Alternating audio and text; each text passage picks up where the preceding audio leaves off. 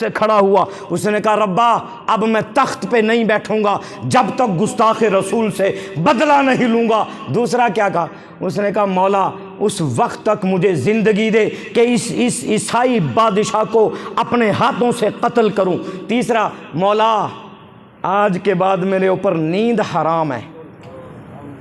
میں تو سوچتا ہوں کہ ہمیں نیند کیسے آ رہی ہے، مسجد اقصیٰ لہو لہو ہے، ہم کیسے سو رہی ہیں کہ مسجد اقصیٰ کے صحن میں بچوں کی سر کٹی لاشیں پڑی ہیں، ہم کیسے سو رہی ہیں کہ مسجد اقصیٰ کے صحن میں مسلمان ماؤں کے لباس اترے ہوئے اور خون شہیدہ میں غلطاں وہ سجدہ ریز حالت میں شہید کر دی گئی، ہم کیسے سوئے پڑے یار۔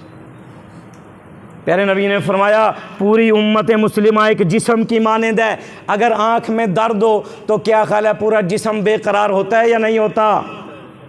ہم خواب غفلت میں پڑے ہیں۔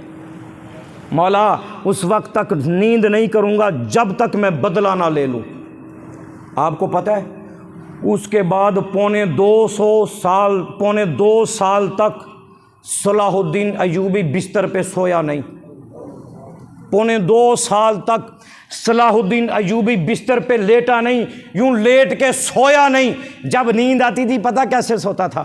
آنکھ کی آگ پتہ کیسے بجھایا کرتا تھا؟ خیمے کی جو لکڑی ہوتی ہے نا، خیمے کی لکڑی کے ساتھ ٹیک لگا کے یوں کھڑے کھڑے سو لیا کرتا تھا کہ میں نے اپنے نبی سے وعدہ کیا ہے کہ یا یہ رہے گا یا نبی کا گستاخ رہے گا۔ وعدہ کیا ہے نبی کے ساتھ، پونے 2 سال نہیں سویا، 15 سال گھوڑے کی پشت پہ گزار دیے، 16 جنگیں لڑی بیت المقدس فتح کرنے کے لیے۔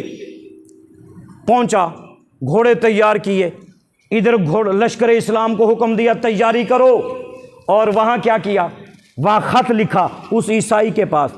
اس نے کہا تو نے ہمارے محمد الرسول اللہ کو بلایا ہے، وہ تو وراء الورا ہیں، وہ تو وراء الورا ہیں، ان کی شان تو عرش الہی تک پہنچتی ہے، وہ تو وراء الورا ہیں، ان کی بات کیا کرتا ہے؟ محمد عربی کا غلام آ رہا ہے، تو ان کو کہاں پہنچتا ہے؟ غلام آ رہا ہے، تیاری کر لے۔ ہم بھی تیاری کر کے آ رہے، لشکر اسلام تیار کیا، پہنچا، تہس نہس کیا، اس کی گردن میں رسا باندھا۔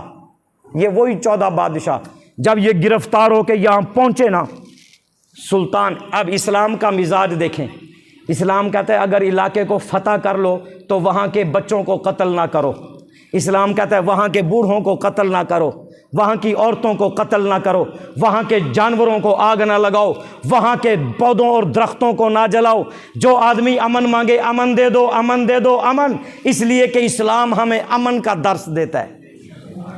اب صلاح الدین نے کہا تخت تو خالی تھا نا، ایک عیسائی بادشاہ کو اپنے تخت پہ بٹھایا، کہا تو یہاں بیٹھ، باقی سب کو پانی پلایا، کہا جسے ہم تخت پہ بٹھاتے ہیں اسے بھی امن دیتے ہیں، جسے ہم پانی پلاتے ہیں اسے بھی امن دیتے ہیں، لیکن وہ جو ریجینالڈ تھا نا اسے پانی نہیں پلایا، اسے ایک بادشاہ نے اپنا بچا ہوا پانی دیا، سب کو معاف کر دیا، لیکن جب ریجینالڈ کی باری آئی نا، صلاح الدین کی آنکھوں میں خون اتر آیا، صلاح الدین کا جسم کپ کپانے لگا، تلوار نیام سے نکالی، اس ریجینالڈ گستاخ رسول کے سینے پہ بیٹھے اور اس کی گردن اتارتے ہوئے کہا ارے کتے، تو نے کہا تھا کہ کہاں ہے تمہارا نبی؟ ہمارا نبی جہاں ہے یہ محمد عربی کا غلام تیرے سینے پہ بیٹھا اور تجھے بتا رہا ہے کہ نبی کے گستاخ کے لیے کوئی معافی نہیں۔ اس نے کہا تو مجھے معاف کر دے، تو مجھے معاف کر دے، تیرا نام تاریخ میں لکھا جائے گا کہ ایک بادشاہ نے بادشاہ کو معاف کر دیا تھا۔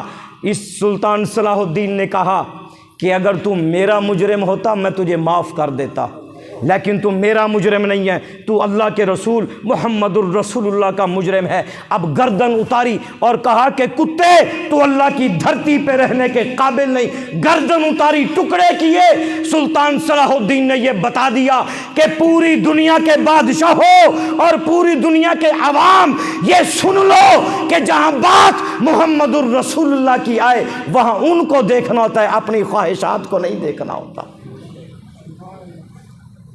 بیت المقدس فتح کرنے چلا، بیت المقدس کے اندر داخل ہوا سلطان صلاح الدین ایوبی۔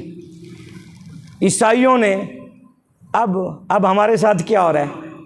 ہمارے اوپر تو میزائل آتا ہے نا، بچے بھی گئے، بوڑھے بھی گئے، قرآن مجید بھی گئے، نبی کی سنت بھی گئی، نبی کی حدیث کے کتابیں بھی گئی۔ میں نے لال مسجد میں وہ منظر جا کے دیکھا تھا کہ خدائے پاک کی قسم آج بھی انہوں نے وہ قرآن مجید ایک کمرے میں محفوظ رکھے ہیں کہ جن قرآن کے اندر سے گولیاں گزری ہوئی ہیں، آج بھی لال مسجد اسلام آباد کے کمرے میں وہ بخاری شریف کی حدیث کی کتابیں آج بھی موجود ہیں جو لہو سے رنگین ہیں، آج بھی موجود ہیں جن کے اوپر گولیاں لگی ہوئی اور آپ قرآن مجید کے شہید پڑھیں۔